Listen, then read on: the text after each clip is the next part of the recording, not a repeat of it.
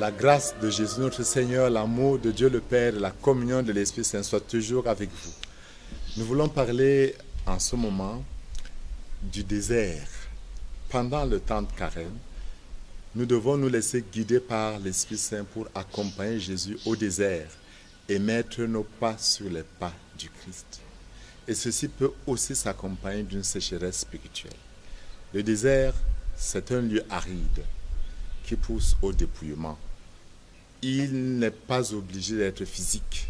Voilà pourquoi l'Église nous propose des exercices qui peuvent nous amener à nous libérer du superflu, de ce qui n'est pas indispensable, de ce qui n'est pas nécessaire, pour qu'on puisse comprendre que l'homme vit surtout de la parole de Dieu, de la parole qui sort de la bouche de Dieu, que ce qui compte dans la vie d'un homme, c'est l'intériorité, c'est l'être intérieur. Alors, le jeûne prend donc une dimension spécifique. Le jeûne n'a pas pour objectif de démontrer des prouesses spécifiques.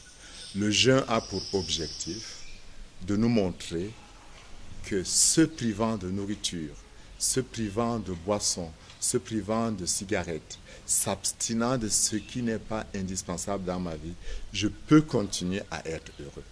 Mais il y a aussi une autre dimension de la sécheresse, de la vie dans le désert, qu'on peut appeler sécheresse. La sécheresse, c'est un état d'âme où mes sentiments, mes pensées, même les plus spirituelles, n'ont plus de saveur.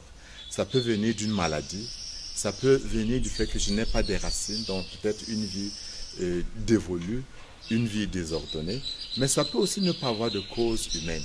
Alors là, ça acquiert une autre dimension.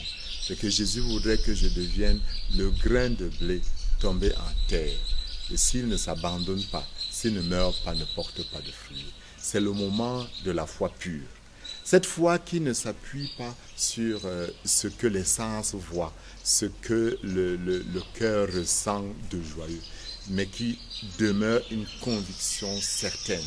C'est accompagner Jésus dans son agonie, dans sa mort sur la croix et rester comme lui, solidement ancré dans la foi, disant « Père, pas ce que je veux, mais ce que tu veux » et n'accomplissant que la volonté du Père. Que Dieu nous donne la grâce de pouvoir accomplir rien que sa volonté, rien que sa loi, rien que ses commandements, et qu'il nous bénisse au nom du Père et du Fils et du Saint-Esprit.